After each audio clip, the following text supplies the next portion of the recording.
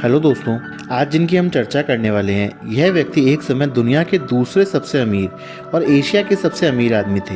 इन्होंने जीवन में बहुत संघर्ष किया और इतने ऊंचे मुकाम पर पहुंचे, पर अभी आई एक रिपोर्ट ने इनकी पूरी दुनिया ही हिला दी। इन्हें इनके पूरे जीवन का सबसे बड़ा नुकसान उठाना पड़ा। रातों रात इनकी संपत्ति बहुत ज़्यादा कम हो गई। हम बात कर रहे हैं भारत के अडानी ग्रुप के मालिक गौतम अडानी की। गौतम अडानी के जीवन में बहुत उतार चढ़ाव रहा है, कई हादसे हुए हैं इनके साथ। तो आज के इस वीडियो में हम चर्चा करने वाले हैं गौतम अडानी के जीवन के सफ़र के बारे में। कैसे वह इतने बड़े आदमी बने, उन्होंने कैसे शुरुआत करी, क्या स्ट्रगल किया, और उस रिपोर्ट के बारे में जिसने इतना हंगामा किया। और अंत में हम आपको बताएंगे गौतम अडानी से जुड़े 2 इंटरेस्टिंग किस्से। तो इस वीडियो को बिल्कुल भी स्किप मत करना और एंड तक पूरा देखना। हेलो दोस्तों, एक बार फिर से स्वागत है आपका अपने यूट्यूब चैनल बिजनेस चर्चा पर। वीडियो शुरू करने से पहले आप भी हमारे चैनल को सब्सक्राइब कर दो और वीडियो को लाइक कर दो। तो फिर आइए आज की चर्चा शुरू करते हैं। गौतम अडानी का जन्म 1962 में अहमदाबाद के एक आर्थिक रूप से कमज़ोर परिवार में हुआ। इनके पिता का छोटा सा काम था, लेकिन कुछ खास चल नहीं रहा था। ऐसे में वक्त के साथ आर्थिक हालात और बिगड़ते चले गए, जिसकी वजह से गौतम अडानी ने 1978 में अपनी कॉलेज की पढ़ाई अधूरी छोड़कर मुंबई के हीरा बाजार में हाथ आजमाया।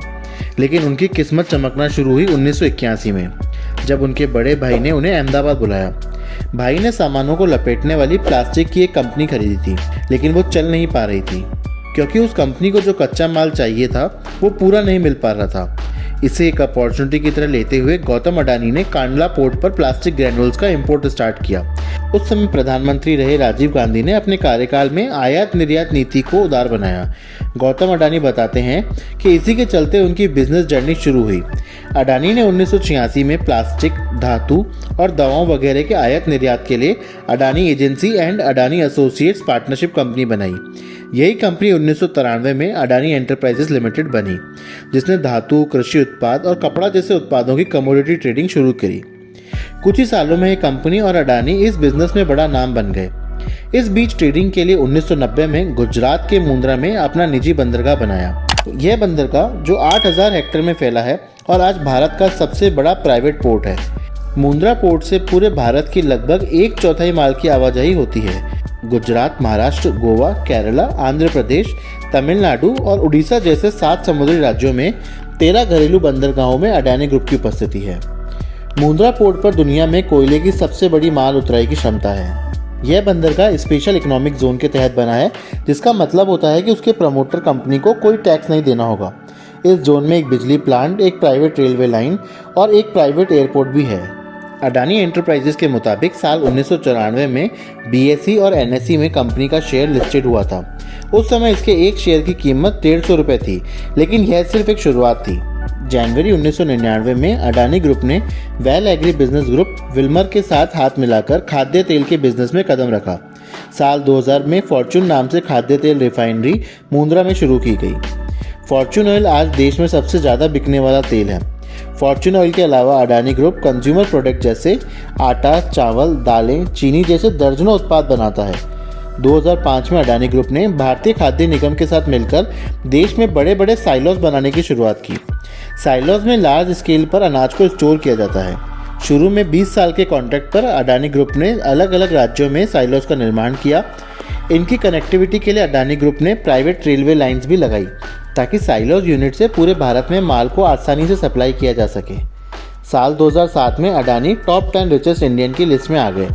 फॉर्च्यून इंडिया मैगजीन के मुताबिक साल 2010 में अडानी ने ऑस्ट्रेलिया की लिंक एनर्जी से 12,147 करोड़ में कोयला खदान खरीदी थी, जिसमें 7.8 बिलियन टन के खनिज भंडार है, जो हर साल 60 मिलियन टन कोयला पैदा कर सकती है। साल 2010 में अडानी ग्रुप ने इंडोनेशिया के दक्षिणी सुमात्रा से कोयले की ढुलाई के लिए $1.5 अरब के पूंजी निवेश करने की घोषणा की थी। इसके लिए दक्षिणी सुमात्रा में बनने वाली रेल परियोजना के लिए वहां की स्टेट गवर्नमेंट से कॉन्ट्रैक्ट भी साइन किया था। अडानी ग्रुप का बिजनेस 2002 में $76.5 करोड़ था, जो 2014 में बढ़कर $10 अरब हो गया था। 2014 में अडानी पावर देश का सबसे बड़ा प्राइवेट इलेक्ट्रिसिटी मैन्युफैक्चरर बन गया। साल 2015 के बाद अडानी समूह ने सेना को रक्षा उपकरणों की आपूर्ति का काम भी शुरू किया। कुछ समय बाद प्राकृतिक गैस के क्षेत्र में बिजनेस को बढ़ाया। 2017 में सोलर पीवी पैनल बनाना शुरू किया। 2019 में अडानी ग्रुप ने देश के 6 एयरपोर्ट का कंट्रोल और मैनेजमेंट हासिल किया। अडानी ग्रुप 50 सालों तक इन एयरपोर्ट्स का डेवलपमेंट और मैनेजमेंट करेगा। अडानी ग्रुप के पास मुंबई इंटरनेशनल एयरपोर्ट लिमिटेड में भी 74% की हिस्सेदारी है। मुंबई एयरपोर्ट भारत में दिल्ली के बाद सबसे ज़्यादा व्यस्त रहने वाला एयरपोर्ट है। इसके बाद बिजली वितरण, सौर ऊर्जा उत्पादन के साथ साल 2022 में Adani group Ambuja cement ACC में हिस्सेदारी खरीदकर भारत का दूसरा सबसे बड़ा सीमेंट निर्माता बन गया। NDTV के अलावा कुछ अन्य एक्विजिशंस भी किए। अडानी ग्रुप की कंपनीज ने वैल्यूएशन के मामले में भी एयरटेल, स्टेट बैंक जैसी ब्लू चिप कंपनीज को भी पीछे छोड़ दिया था। BSE की सारी कंपनीज का 2022 में market cap 12.74 lakh crore rupees बढ़ा। इसमें अडानी ग्रुप की कंपनीज का market cap 10.05 lakh crore rupees बढ़ा। अडानी ग्रुप की कंपनीज के लिए पिछले 3 साल रोलर कोस्टर राइड की तरह रहे। 2020 में गौतम अडानी की संपत्ति 1.49 लाख करोड़ रुपीस बढ़ी। वहीं 16 सितंबर 2022 को 12.3 लाख करोड़ की नेटवर्थ के साथ वह दुनिया के दूसरे सबसे अमीर आदमी बन गए थे। सितंबर के बाद से उनकी स्थिति 2 और 3 नंबर के बीच ऊपर नीचे हो रही थी। बीते 2 सालों में उनका कुल मार्केट कैप भी 9 गुना बढ़ गया था। पिछले 10 सालों में उनकी नेटवर्थ में 3000% का इजाफा हुआ था। अब बात करते हैं उस रिपोर्ट के बारे में जिसने गौतम अडानी के इतने बड़े साम्राज्य को हिलाकर रख दिया, पूरी दुनिया में इतना बड़ा बवाल कर दिया, 10 लाख करोड़ का नुकसान कर दिया। इससे पहले आप भी एक काम कीजिए, तुरंत चैनल को सब्सक्राइब कर दीजिए। दरअसल 24 जनवरी 2023 को अमेरिका की शॉर्ट सेलिंग फर्म हिंडनबर्ग ने एक रिपोर्ट पब्लिश करी जिसमें उसने अडानी ग्रुप के शेयर्स 85% ओवर वैल्यूड बताए और अडानी ग्रुप पे मनी लॉन्ड्रिंग, अकाउंटिंग फ्रॉड जैसे सीरियस एलिगेशंस भी लगाए। इस रिपोर्ट के आने के बाद अडानी ग्रुप के शेयर्स ताश के पत्तों की तरह बिखर गए और रोज उसे भारी नुकसान उठाना पड़ा। हिंडनबर्ग की ये रिपोर्ट भी ऐसे समय आई जब 2 दिन बाद अडानी ग्रुप और कैपिटल रेज करने के लिए अपना 20,000 करोड़ का FPO लाने वाला था। FPO आया और 105% सब्सक्राइब भी हो गया, पर उसके बाद गौतम अडानी ने निवेशकों के हित के लिए FPO कैंसिल कर दिया और सभी इन्वेस्टर्स को पैसा वापस करने का प्रोसेस शुरू कर दिया।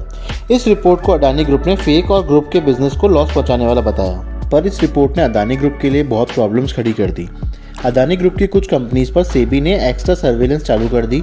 RBI ने बैंकों से अडानी ग्रुप को दिए लोन्स का ब्यौरा मांगा। संसद में अडानी ग्रुप को लेकर जमकर हंगामा हुआ और विपक्ष अडानी ग्रुप की जांच JPC यानी जॉइंट पार्लियामेंट कमेटी से कराने के पीछे पड़ गया। क्रेडिट स्विस और सिटी ग्रुप ने भी अडानी ग्रुप की लैंडिंग वैल्यू यानी कि कर्ज लेने की क्षमता को कम कर दिया है। अमेरिकी शेयर बाजार डाउ जोन्स ने अडानी एंटरप्राइजेस को S&P इंडेक्स से हटा दिया है और वहीं पर बीते कुछ दिनों में अडानी ग्रुप का मूल्य 118 अरब डॉलर यानी लगभग 9.73 लाख करोड़ रुपए कम हो चुका है। फोर्ब्स की रियल टाइम बिलियनियर लिस्ट में 6 फरवरी को गौतम अडानी 4.87 लाख करोड़ की संपत्ति के साथ 21वें नंबर पर आ गए। गौतम अडानी पहले भी कई मुसीबतों में पड़े हैं, पर हमेशा वह सबसे बाहर निकल आते हैं। अब आपको बताते हैं गौतम अडानी से जुड़े हुए 2 किस्से, पर उससे पहले आप चैनल को सब्सक्राइब कर दो और वीडियो को भी लाइक कर दो। गौतम अडानी से जुड़ा पहला किस्सा है साल 1998 का, जब वह अपने कारोबारी दोस्त शांतिलाल पटेल के साथ अहमदाबाद के कर्णावती क्लब से अपनी कार में निकले थे। तब एक 2 व्हीलर पे आए 2 लोगों ने जबरन कार को रुकवा दिया और फिर कई लोगों ने उन्हें घेर लिया और गौतम अडानी और शांतिलाल पटेल को किडनैप कर लिया गया और फिरौती के लिए 11 करोड़ रुपए मांगे गए। इस किस्से पर गौतम अडानी कम ही बोलते हैं।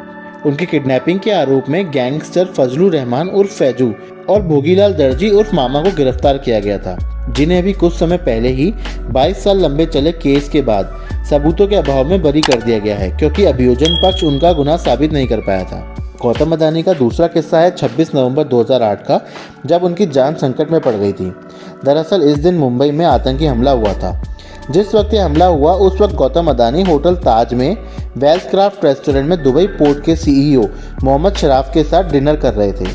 ताज होटल में ही आतंकियों ने 160 लोगों को मौत के घाट उतार दिया था, जिसमें अडानी बच निकलने में कामयाब रहे थे।